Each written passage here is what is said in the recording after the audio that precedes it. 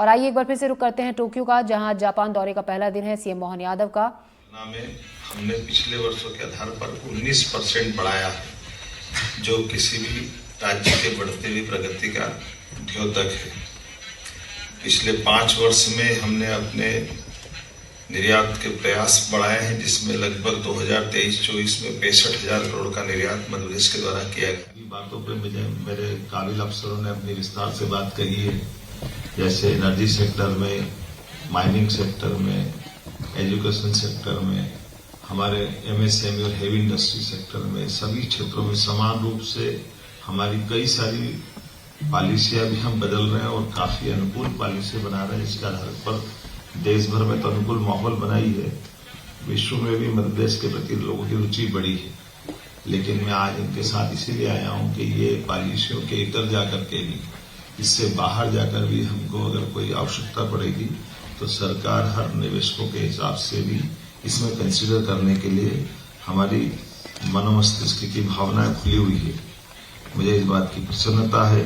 Food parks, IT parks, spice parks, plastic parks, medical device park, solar equipment park, footwear park, EV park, pharma park, textile park, garments unit इत्यादि, semiconductor park, सभी क्षेत्रों में समान रूप से मध्य प्रदेश में संभावना बनी है।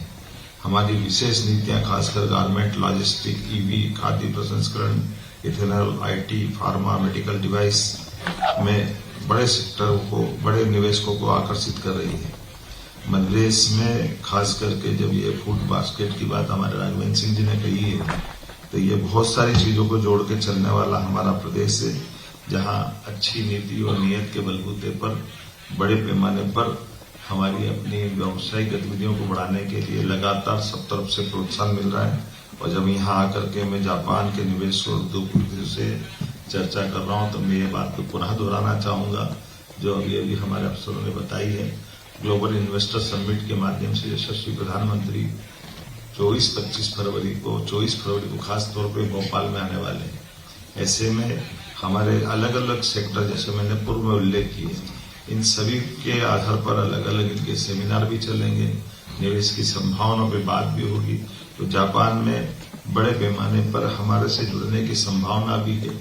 और खासकर एक और सेक्टर छूटता है जिसपे हम और आप बात कर सकते हैं, वो हमारा स्किल डेवलपमेंट का, जिसके माध्यम से हमारे यहाँ बड़ी संभावना है। अपने यहाँ एक तरह से आईटी से लगा करके इंजीनियरिंग कॉलेज, आईटीआई, पॉलिटेक्निक, बड़े पैमाने पे यूथ और बौद्धिक क्षमता का यूथ उपलब्ध है, जिसके आधार पर हम आप उससे एक दूसरे के साथ जुड़ करके काम कर सकते हैं। यहाँ की यूनिवर्सिटियों से, हमारी यूनिवर्सिटियाँ 52 हमारी प्राइवेट सेक्टर है, 17 गवर्नमेंट यूनिवर्सिटियाँ हैं, बड़े पैमाने पर engineering college, medical college, health, education, ऐसे बड़े बड़े सेक्टर जिसमें लंबे समय तक जापान और भारत के संबंध मध्य प्रदेश के लिए काफी हितकर रहेंगे। आज के इस अवसर पर निवेश के लिए उपलब्ध सभी बुनियादी सुविधाओं को लेकर के विस्तार से यहाँ बातें हुई है। मैं उम्मीद करूंगा आप और हम मिलकर के निश्चित रूप से आगे बढ़ेंगे। इस भविष्य की संभावनाओं के इस विश्वास के आधार पर मैं पुनः आप सबका वंदन करता हूं, अभिनंदन करता हूं। बहुत बहुत धन्यवाद।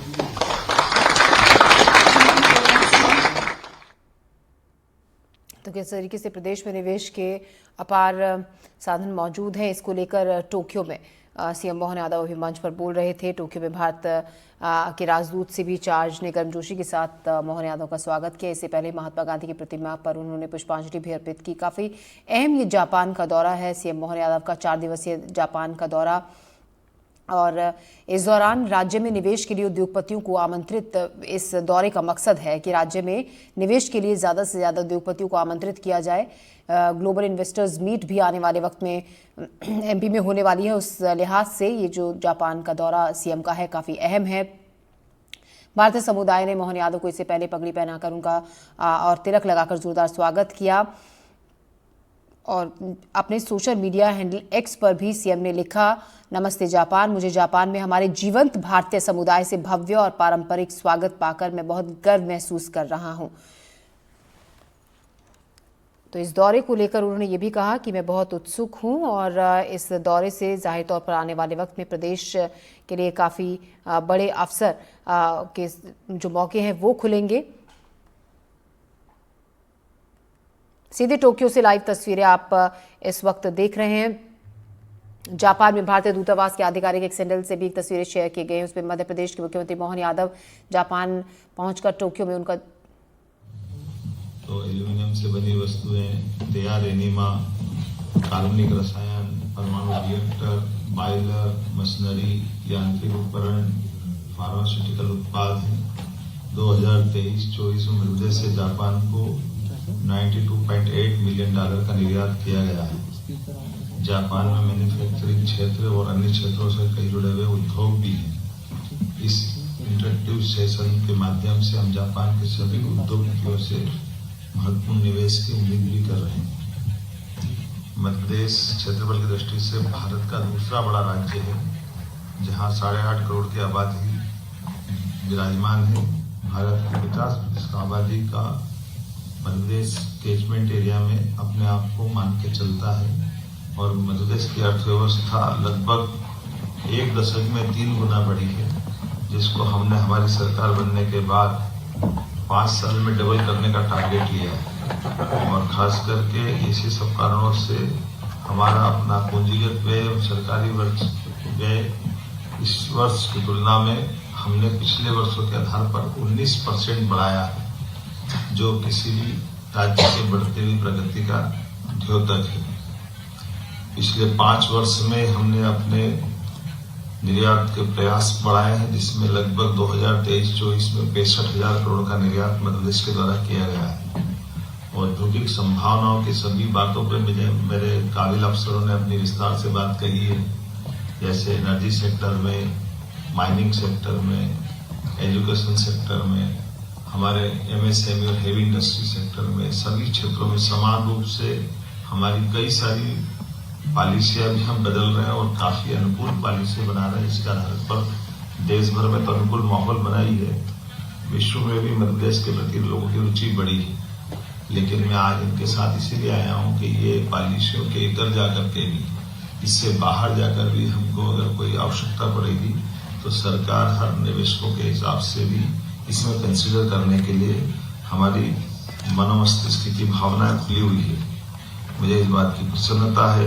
Food parks, IT parks, spice parks, plastic parks, medical device park, solar equipment park, footwear park, EV park, pharma park, textile park, garments unit इत्यादि, सेमीकंडक्टर पार्क, सभी क्षेत्रों में समान रूप से मध्य प्रदेश में संभावना बनी है।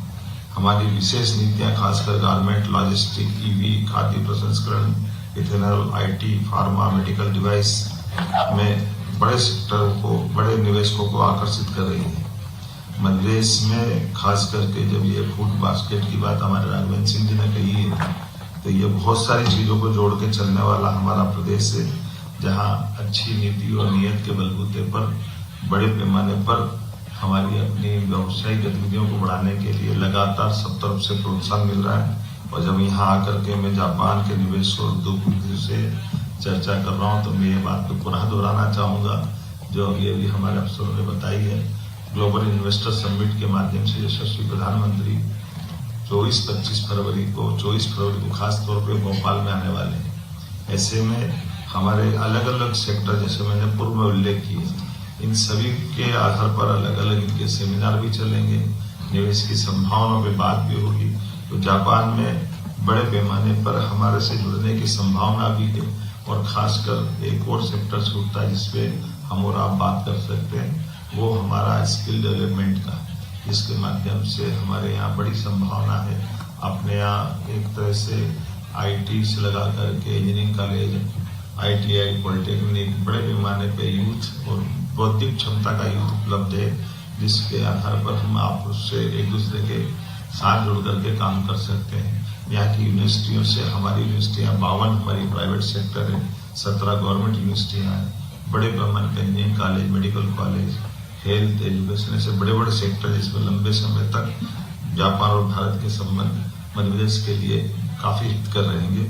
आज के इस अवसर पर निवेश के लिए उपलब्ध सभी बुनियादी सुविधाओं को लेकर के विस्तार से यहाँ बातें हुई है। मैं उम्मीद करूंगा आप और हम मिलकर के निश्चित रूप से आगे बढ़ेंगे। इस भविष्य की संभावनाओं के इस विश्वास के आधार पर मैं पुनः आप सबका वंदन करता हूँ, अभिनंदन करता हूँ। बहुत बहुत धन्यवाद। तो सीएम मोहन यादव की यात्रा का उद्देश्य प्रमुख जापानी उद्योगपतियों से जुड़ना, उन्हें एमपी में फरवरी 2025 में भोपाल में होने वाले ग्लोबल इन्वेस्टर्स समिट में आमंत्रित करना है। उद्योग, कृषि, पशुपालन जैसे क्षेत्रों में जापान और मध्य प्रदेश के बीच तकनीकी और आर्थिक सहयोग बढ़ाने पर जोर और फोकस इस बैठक में किया जा रहा है।